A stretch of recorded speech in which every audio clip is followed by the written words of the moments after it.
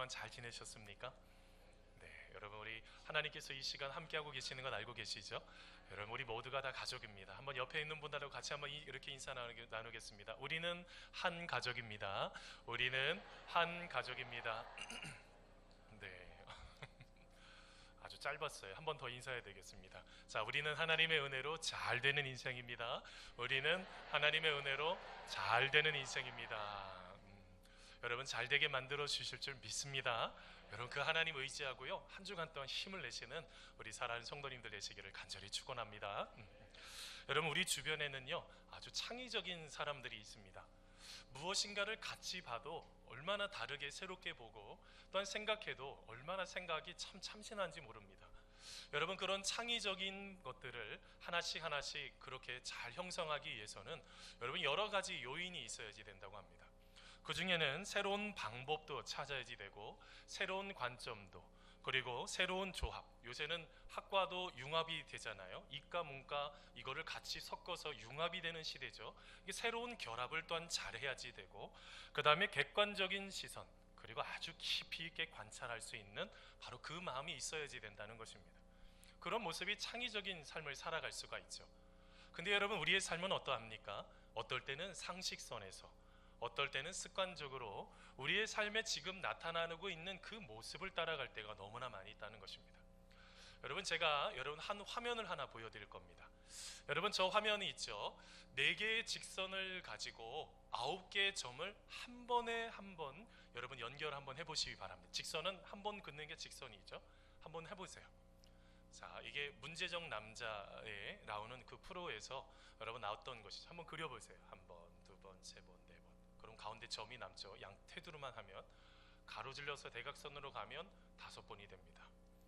여러분 저것에 여러분 지금 답을 하나 찾으셨습니까? 여러분 이게요 길포드의 9개의 점 퍼즐입니다. 저거를 답을 찾으려면요 생각을 조금 더 확대하셔야지 돼요. 그 다음 그림 답이 있습니다. 여러분 저 보세요. 대각선으로 1번, 자 그 다음에 2번. 근데 어떻게 했어요? 점 바깥으로 나갔죠. 빈 공간이 상당히 중요한 것입니다. 그리고 또 다시 반대로 대각선으로 갔다가 마지막 4번째로 한 번에 이렇게 오는 바로 이게 길포드의 여러분 9개의 점의 퍼즐인 것입니다. 여러분 저것을 보시면서 아유 목사님 답도 참 쉽네요. 근데 여러분 아까 답을 찾으셨어요? 여러분 사람의 마음이요 여러분 저렇게 무엇인가를 벗어나지 않으려고 하는 마음이 있습니다. 이런 걸 뭐라고 그래요? 고정관념이라고 합니다. 사람은 모두가 다 고정관념이 있어서 그 틀 안에 벗어나려고 하지를 않습니다. 여러분 그러다 보니 여러분 어떤 일이 일어납니까? 아주 쉽게 해결할 수 있는 거를 그렇게 끙끙거리면서 아주 답을 찾지 못할 때가 많더라는 것입니다. 근데 여러분 참 재미난 게 있어요. 저 9개의 여러분 이게 길포드의 여러분 점의 그 퍼즐은 있잖아요. 10명 중에서 20명의 사람들이 답을 맞췄다고. 그러니까 죄송합니다. 100명 중에서 20명의 사람들, 약 20%의 사람들이 답을 맞췄다고 그래요. 근데 더 재미난 일이 최근에 일어났습니다. 여러분 저것에 이제는 점에만 묶여 있지 말고 다른 공간으로도 뻗어도 되니까 한번 맞춰봐라 해서 여러분 사람들에게 질문을 했는데 답이 비약적으로 나올 줄 알았는데 깜짝 놀란 일이 일어났습니다. 여러분 몇 퍼센트가 사람들이 답을 맞췄을까요? 아까 20%라고 그랬으니까 한 몇 퍼센트쯤 될 것 같아요? 그렇게 많이 나올 것 같았는데 단 5%밖에 올라가지 않았다는 겁니다. 여러분 5%는요 여러분 통계에서 여러분 이게 오차 범위 안에 있는 거라 그렇게 중요하게 여기지 않습니다. 뭘 말하고 있습니까? 사람의 생각을 확대해서 해보라고 해도 안 되는 것이죠. 여러분 기업에서도 그러합니다. 여러분 기업에서도 많이 말하는 게 있어요. 상자 바깥에서 생각을 하라는 거죠. 그래서 그 틀을 좀 벗어나서 생각을 해보고 무엇인가를 좀 이렇게 잘 볼 수 있는 것들을 좀 가지라는 것입니다. 그런데 여러분 참 신기한 게 있어요. 상자 밖을 나간 기업들이 다 잘 되냐는 거죠. 그렇지 않은 기업들이 절대 다수라는 것입니다. 왜 그럴까요? 여러분 책 하나를 지금 다시 한번 하나를 보여드리려고 합니다. 여러분 이 책이 아이디어 메이커라는 책인데요. 여러분 이 책을 쓴 루크드 브라방데르라는 교수가 있어요. 그런 말을 했습니다. 저 책에 보면 이런 이야기를 합니다. 인간의 뇌는 복잡한 양상을 경험하게 되면 그것을 쉽게 이해하기 위해서 익숙한 틀 안에서 집어넣어 단순화시키는 버릇이 있다는 것입니다. 어떻게 해요? 아무리 모든 것들을 새롭게 풀어가려고 해도 그 틀 안에 그것을 넣으려고 하는 것이 있다는 것입니다. 그러다 보니 여러분은 어떻게 할까요? 어떻게 보면 우리의 삶 속에 새롭게 봐야지 되는 것들을 보지 못할 때가 있다는 거죠. 그런데 여러분, 저 교수님이 말하는 것 중에서 핵심이 뭐냐면, 그런데 반대로 틀이 없어도 또 문제라는 거예요. 여러분, 이게 그러면 어떻게 하라는 것입니까? 여러분이 창의적인 삶을 살아가려고 하면, 혁신적인 삶을 살려고 하면 어떻게 하느냐라는 것입니다. 여러분, 그 교수님이 말하는 게요, 한마디로 말하면 상자를 좀 옮겨 보라는 거예요. 상자를 옮겨 보면 새롭게 볼 수도 있는데 더 중요한 게 있어요. 틀 안에서 생각을 하려면 아주 중요한 게 있는데, 핵심적인 본질을 알지 못하면 아무리 바깥에서 보고 무엇을 해도 알 수가 없다는 것입니다. 뭘 말하고 있습니까? 여러분, 본질적인 것들을 제대로 찾지 못하면 아무것도 할 수가 없다는 것이죠. 근데 여러분, 참 신기하죠? 사람들은요, 그 틀 안에서 생각하면서 내가 건강하고 더 좋은 것을 선택하는 행위를 반복적으로 하면서 살아갈 수도 있는데, 또한 반대로 어떨 때는 내 상자를 좀 옮겨서 새로운 것들을 좀 볼 수도 있는데, 사람들은 그것을 하지 않으려고 한다는 것입니다. 왜 그럴까요? 두려워서 그렇다는 거예요. 미지의 세계로 나아가서 내가 성공할 수 있으면 가겠죠. 그런데 여러분, 사람이 두려워하니 자꾸 머뭇머뭇대고 나가지 못하고 그곳에서 계속 머물러 있더라는 것입니다. 근데 그것은요, 신앙 안에서도 일어날 수 있어요. 여러분, 제가 얼마 전에 하나님을 위해서 살았던, 지금은 고인이신 유석경 전도사님이 쓴 책을 보게 됐습니다. 암이 축복이라고 말했던 전도사님인데, 여러분, 이 전도사님이 쓴 책이 당신은 하나님을 오해하고 있습니다 라는 책이 있어요. 여러분, 그 책에 보면 이런 내용이 나옵니다. 절벽 끝에 내가 서 있고 절벽 밑에는 예수님이 서 계신다고 한번 상상해 보세요. 예수님께서 이렇게 말씀하셨습니다. 야, 내가 받아줄게. 어서 뛰어내려라. 그러면 대부분의 크리스찬들은 어떻게 할까요? 네, 주님, 저는 주님을 신뢰해요. 신뢰합니다. 뛰어내릴게요. 그러면서 뛰어내리지 않는다는 거예요. 그러면서 절벽에서 기어서 내려오다가 피도 나고 상처도 나고 아프고 힘들더라는 것이에요. 어떻게 하면 되는 것인데요? 예수님께서 말씀하신 대로 뛰어내리면 되는데, 여러분, 그것을 하지를 못한다는 거예요. 이 전도사님이 너무너무 안타깝게 생각했던 거예요. 여러분, 우리가 신앙생활 속에서 이런 일들이 일어날 수가 있습니다. 여러분, 예수님을 믿고 따라가면 되는 거죠. 근데 여러분, 마음속에 어떤 마음이 있습니까? 두려워합니다. 내가 이거 너무 따라가면 힘든 것 아니야? 예수님 따라가다가 내 많은 것들을 잃어버린 것 아니야? 여러분, 주님을 너무 우리 스스로가 제한해버리는 그런 일들이 생겨나게 된다는 거죠. 여러분, 이것을 넘어서기 위해서는 우리 안에 바로 훈련이 필요하다는 것입니다. 여러분, 하나님께서요, 우리를 다스리시면서 여러분, 더 아름다운 모습으로, 어떨 때는 깨트리시기도 하시고요, 어떨 때는 어루만져 주시기도 하시고요, 우리의 모든 것들을 아름답게 만들어 가려고 하시는 하나님의 뜻이 있다는 것입니다. 그러기 위해서 우리 가운데 훈련되어지는 것들이 몇 가지가 필요합니다. 그것이 뭘까요? 한번 따라서 해보세요. 첫째는, 자, 하나님은 우리가 옛생각의 옷을 벗는 훈련을 하기를 원하십니다. 벗는 훈련을 하기를 원하십니다. 자, 여러분, 21절 22절 말씀입니다. 회심에 대한 부분인데요, 같이 한번 읽어보겠습니다. 진리가, 시작. 진리가 예수 안에 있는 것 같이 너희가 참으로 그에게서 듣고 또한 그 안에서 가르침을 받았을진데, 너희는 유혹의 욕심을 따라 썩어져가는 구습을 따르는 옛 사람을 벗어버리고. 아멘. 여러분, 에릭 캐스트너라는 독일의 작가가 있습니다. 여러분, 이 작가가요, 아주 친한 친구하고 장거리 여행을 하는 중에 일어난 일입니다. 이 친구하고 얘기를 하는데요, 그 친구가 스물스물 하더니 갑자기 눈을 껌뻑껌뻑 하더니 졸기 시작을 하더니 나중에 보니까 잠을 자는 것입니다. 그 잠을 자더니 갑자기 이제 시간이 이제 조금 지났는데 이 친구가요, 벌떡 일어나는 거예요.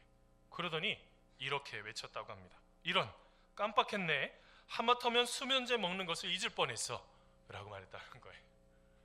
그냥 자면 되는 거죠. 그냥 자면 되는 건데 어떻게 된 것입니까? 이 수면제를 먹는 것이 습관이 돼버린 거죠. 우리는 여러분, 습관을 따라서 우리의 모든 것들을 하나씩 하나씩 풀어갑니다. 여러분, 좋은 습관들도 있죠.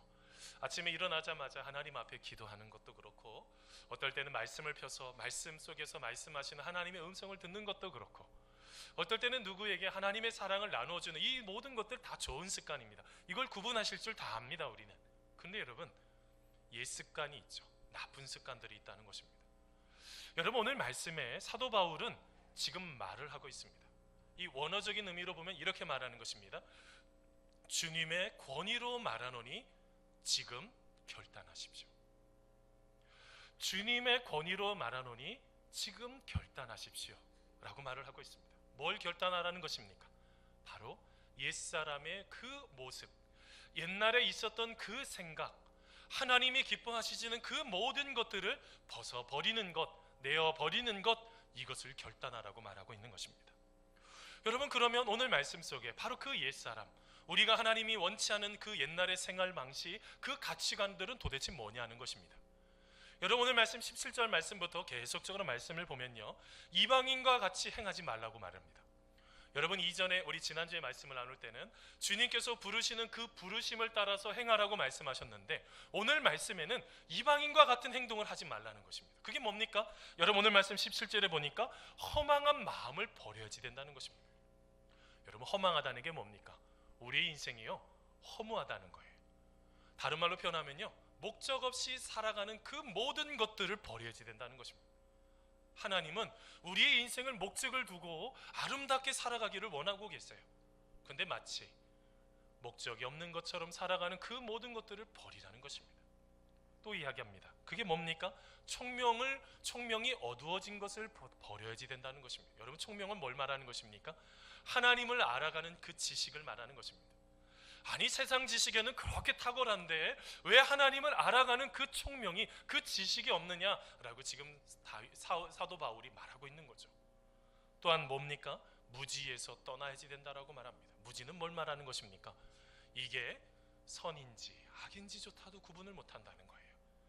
더 나아가서 여러분, 또 하나가 뭘 말하고 있습니까? 마음이 굳어졌다는 겁니다. 여러분, 이 굳어짐이라는 이 단어는요, 여러분, 이게 어떤 뜻이냐면, 여러분, 대리석 있죠? 아주 단단한 돌멩이를 표현하는 것입니다. 돌멩이 중에서 아주 단단한 돌멩이와 같이 마음이 어떻게 됐다고요? 딱딱하게 굳어졌다는 것입니다. 하나님의 말씀을 아무리 들어도 마음이 들어가지가 않는 거예요. 여러분, 또 있습니다. 그게 뭡니까? 도덕적으로, 영적으로 무감각하다는 거죠. 한마디로 하면 죄인돼 죄인지를 깨닫지 못하고, 방임은 무엇입니까? 기부업입니다. 포기했다는 거예요. 하나님은 포기하지 않으신다고 말하는데 내가 포기했대요. 또 하나가 있습니다. 그게 뭡니까? 세상의 욕심을 따라갔다는 것입니다. 하나님이 주시는 거룩한 욕심이 있었는데 어느 순간부터 하나씩 사라지더니 나중에 세상의 욕심이 마음속에 가득 차 있다는 것입니다.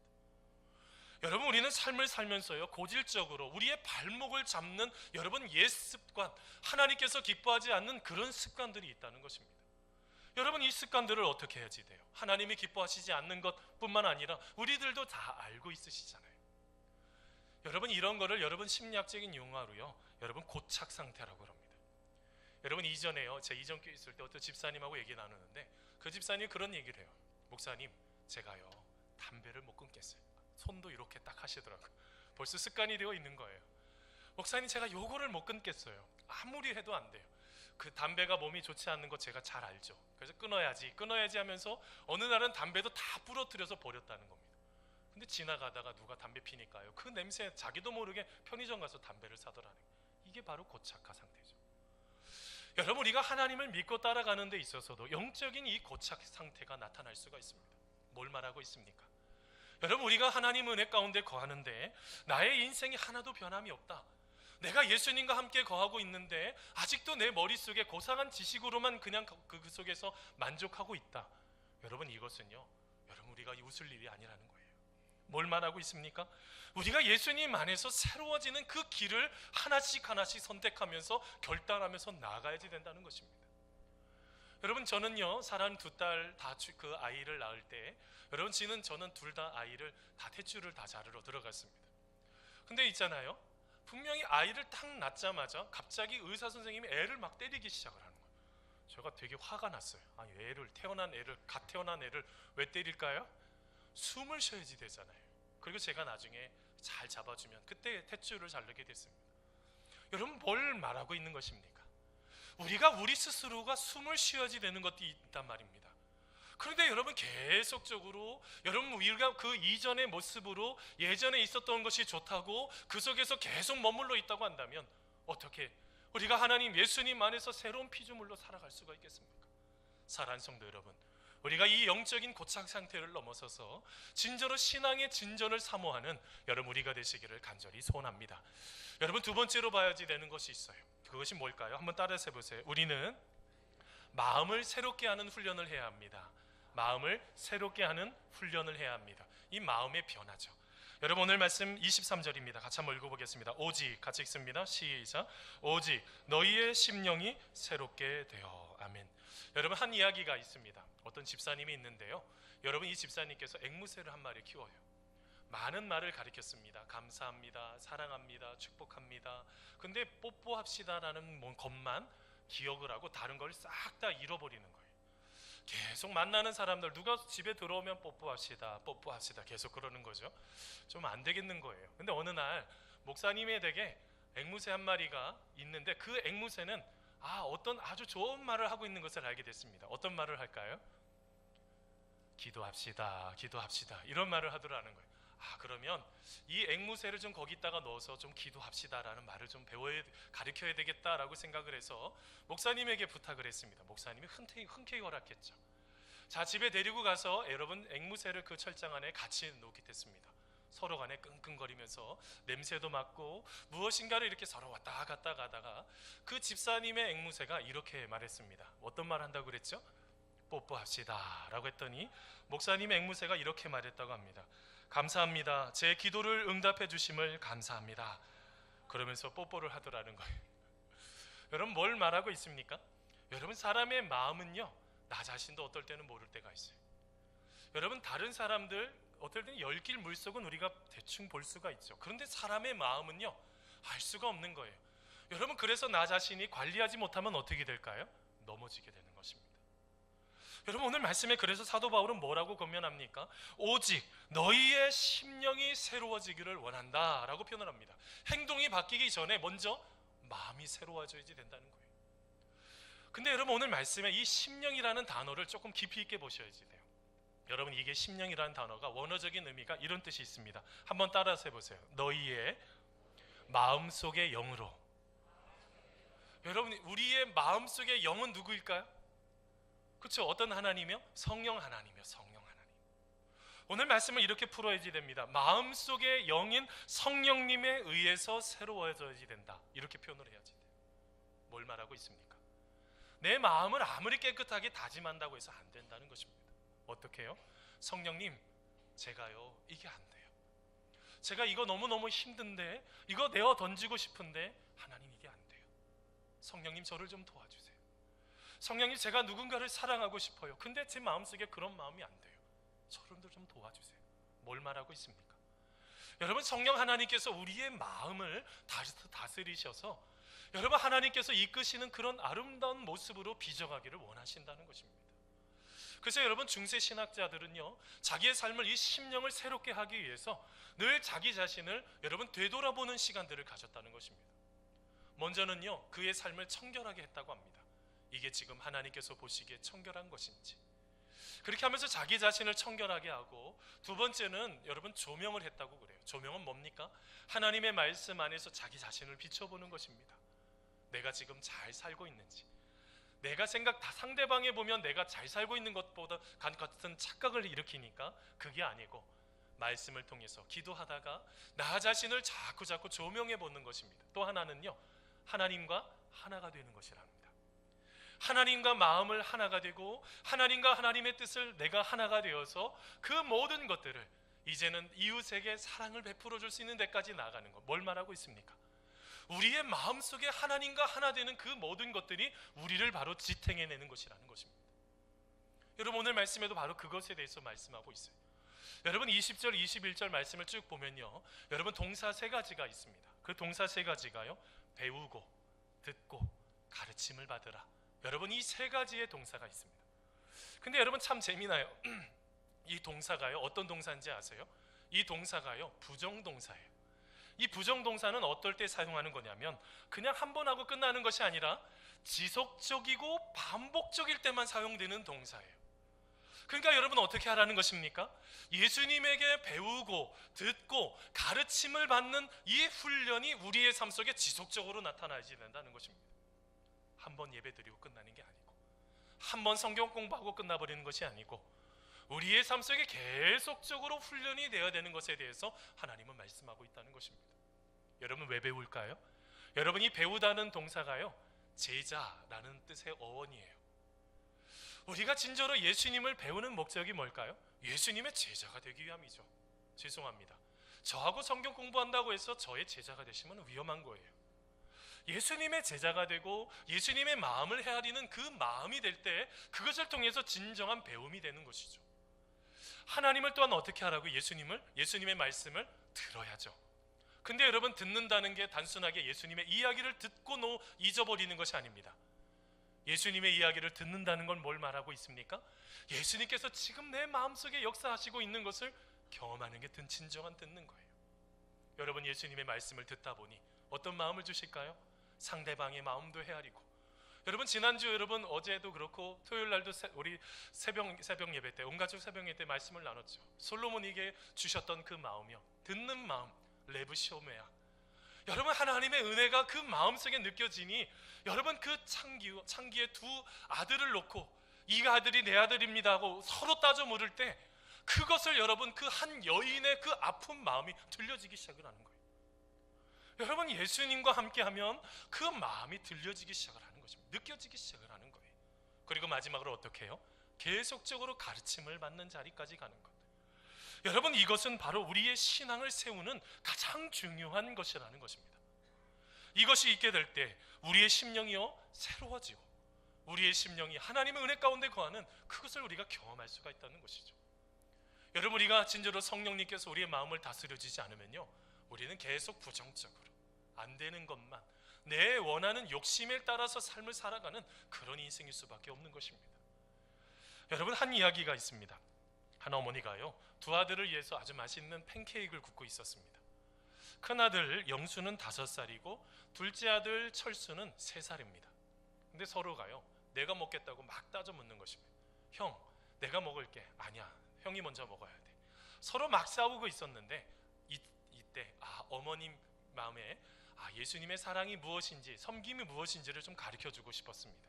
그래서 여러분, 그 두 아들을 앉혀놓고 이렇게 말했습니다. 얘들아, 이곳에 예수님이 계시면 팬케이크를 내 형제에게 먼저 주어라고 말씀하셨을 거야 라고 이렇게 가르쳤습니다. 그랬더니 형아인 영수가요, 이렇게 동생에게 다정하게 말했다고 합니다. 철수야, 내가 양보할게. 내가 먼저 예수님 해 라고 말했다고 그래요. 뭐 하겠다는 거예요? 예수님을 버리고 팬케이크가 지금 더 중요하다는 거죠. 그거 알고 계십니까? 우리의 삶 속에서도 마음을 관리하지 못하면 그 팬케이크 때문에 예수님을 버리는 일들이 생겨날 수가 있어요. 여러분, 잠언서 4장 23절에 그렇게 말씀하시죠. 무릇 지킬 만한 것보다 더욱 내 마음을 지키라. 생명의 근원이 이에서 남이니라. 우리의 마음을 예수님 안에서 닮아가지 못하고 지켜내지 못하면, 배우지 못하고 듣지 못하고 가르침을 받지 못하면 우리는 끊임없이 넘어지는 인생이 될 수가 있다는 것이죠. 사랑하는 성도 여러분, 우리가 예수님의 그 좋은 성품들 여러분 하나씩 잘 배워서 여러분 진짜로 주님 보시기에 칭찬받는 우리 사랑하는 성도님들 되시기를 간절히 축원합니다. 여러분, 마지막으로 한 가지 더 보려고 합니다. 자, 한번 따라서 해보세요. 어떤 훈련을 해야 되는지. 우리는 새 사람을 입는 훈련이 필요합니다. 새 사람을 입는 훈련이 필요합니다. 번역이죠. 여러분, 오늘 말씀 24절입니다. 같이 한번 읽어보겠습니다. 하나님을 따라, 같이 읽습니다. 시작.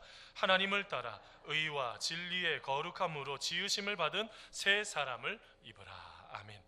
여러분, 마틴 로이드 존스 목사님이요, 오늘 본문을 가지고 설교를 하다가 이렇게 말씀하셨습니다. 옛사람을 벗어버리고 새 사람을 입는 일은 기도의 대상이 아니라 실천의 대상입니다 라는 말을 했어요. 무슨 이야기냐면, 우리가 예수님을 마음속에 영접하고 예수님을 따라가다가 보면 어떻게 된다고요? 우리의 삶이 변화가 일어나게 된다는 것입니다. 삶 속에서 놀라운 변화들이 일어나기 시작한다는 거예요. 어떤 순간부터 언어가 달라지기 시작을 합니다. 어떤 순간부터 얼굴이 밝아지기 시작을 하는 거예요. 옆에 있는 성도님들 한번 얼굴 보세요. 천사들 보는 것 같으세요? 큰일 났습니다. 여러분, 우리가 진짜로 예수님 우리 마음속에 거하시면 우리의 마음속에 나타나는 것들이 나타나게 되는데, 그게 예수님의 성품, 아름다운 것들이 우리의 삶 속에 펼쳐지기 시작한다는 것입니다. 여러분, 오늘 말씀을 가지고 여러분 NLT라는 영어 성경을 보니까요, 이렇게 표현되고 있어요. Display your nature, 이렇게 표현하고 있어요. New nature, 이렇게 표현하고 있어요. 뭘 말하고 있습니까? 드러나게 된다는 것입니다. 디스플레이가 전시하는 거잖아요. 드러나게 되는 것입니다. 우리가 예수님을 진정으로 믿고 따르면 마음의 심령이 여러분 새로워지면 우리의 모든 것들 가운데 하나씩 하나씩 드러나는 것들이 있다는 것입니다. 그게 뭡니까? 의와 그 다음에 진리를 따라서 행하는 거룩함이라는 것이죠. 예수님께서 원하시고 기뻐하시는 것들을 하나씩 하나씩 따라 삶을 살아가는 그런 인생들이 된다는 것입니다. 뭘 말하죠? 새 사람을 입는 그런 인생을 경험하게 된다는 것입니다. 자, 그런데 여러분, 이 오늘 말씀에 새 사람을 입는다라는 이 뜻을요, 이렇게 생각하시면 안 돼요. 오늘부터 좀 결단을 하고 이제 새롭게 멋지게 좀 살아가야 되겠다, 이런 것들을 말하는 의미가 아닙니다. 오늘 말씀 속에 나타나는 이 새 사람이라는 것은 우리들은 다 예수님을 믿을 때 하나님의 형상이 가슴 속에 다 들어가 있다는 거예요. 하나님의 형상이 다 있는데 우리가 예수님을 진짜로 사랑한다고 고백하지만 점점점 신앙이 식어지고 믿음이 식어지고 우리의 모든 것들이 무너지기 시작하면서 어떻게 할까요? 죄악 가운데 타락하면서 하나님의 형상이 일그러지기 시작했다는 것입니다. 새 사람을 입는다는 것은 뭘 말하냐면 우리 안에 그 형상이 있는데 이 형상이 다시 회복되는 것에 대해서 말하고 있습니다. 여러분 알고 계십니까? 우리 안에 하나님의 놀라우신 이 형상이 다 있단 말입니다. 이 하나님의 형상 때문에 우리가 진짜로 주님께서 원하시는 그 일들을 이루어갈 수 있는 것임을 우리는 진짜로 그 모든 것들을 지금 놓치고 있다는 것이죠. 여러분, 그래서 어떻게 해야지 되는 것입니까? 하나님이 원하시고 기뻐하시는 것을 따라서 다시 한번 주님 품으로 나아가 우리의 마음속에 다시 한번 일으켜 세워주시는 그 하나님의 그 사랑을 경험하고 그 사랑을 또한 나눠주는 삶으로 나아가야지 된다는 것입니다.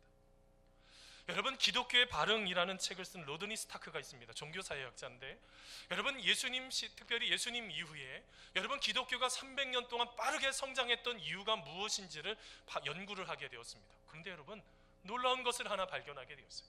그게 뭐냐면 기독교인들이 다른 사람들에 비해서 아주 탁월한 동정심이 있다는 거예요. 누군가를 긍휼히 여길 수 있는 마음이 있었다고 합니다. 여러분, 연구를 해보니까요, 서기 165년에 전염병이 로마 제국에 만연하게 펼쳐졌다고 합니다.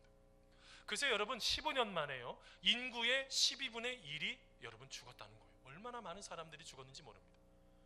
그뿐만이 아닙니다. 서기 251년에 다른 또한 전염병이 돌아서 도시가 완전 텅 빌 정도로 사람들이 죽었다고 그래요. 여러분, 이쯤 되면 옆에 누가 전염병에 걸리고 죽을 병에 걸렸으면 여러분 어떻게 하시겠어요? 여러분, 하나님의 사랑을 가지고 어떻게 하시겠어요? 선뜻 내가 가서 여러분 그분들을 진정으로 사랑으로 보듬어 안겠습니까? 근데 여러분, 왜 300년 동안 빠르게 성장했냐면 그 다 죽어가는 상황 속에서 내가 그들을 돌보다 보면 자기 자신도 죽을 수가 있어요. 그리고 실제로 많은 기독교인이 죽었습니다. 근데 여러분, 모든 사람들은 다 도망 다니고 피해 다녀도요, 예수님을 믿었던 그 기독교인들은 그 사람들을 사랑으로 보듬어 안았다는 거예요. 바로 그것이 기독교가 폭발적으로 성장하게 되었던 바로 놀라운 출발점이었다는 것입니다. 그뿐만이 아닙니다. 여러분, 그 당시에 남아선호 사상이 있었어요. 여아를 버리기도 하고 죽이기도 했고 조금만 질병이 있는 사람은 다 죽였다고 그래요. 근데 그 아이들을요, 자기가 데려와서 키우는 거예요. 자기가 양아들로 삼고요, 자기가 그 모든 것들을 사랑으로, 하나님의 사랑으로 그 모든 것들을 다 보듬어 안았던 거예요. 사랑하는 성도 여러분, 그들은 예수님의 길을 따라갔던 사람들입니다. 죄송합니다. 우리 주님께서 오른손이 하는 걸 왼손이 모르게 하라고 말씀하셨던 건 맞습니다. 그런데 여러분, 죄송한데 내가 그리스도인이라는 것을 드러내지 말라는 의미가 아닙니다. 우리는 마치 내가 누군가를 선하게 하나님의 사랑으로 도와주는 거, 이거 드러나면 안 된다고 생각을 하면서 내가 예수님을 믿는 사람임을 드러내지 않는 사람들이 너무나 많이 있습니다. 예수님의 길을 걷지 않는 것이죠. 여러분, 그 속에서 여러분은 어떻게 모든 것들이 하나씩 하나씩 온전하게 세워질 수가 있겠습니까? 요사이 가장 절실하게 여러분 요구하고 있는 것이 무엇입니까? 이 세상 사람들이 원하는 것이 무엇입니까? 하나님의 사랑을 좀 보여달라는 것입니다. 하나님을 사랑하는 것이 진정한 그것이냐?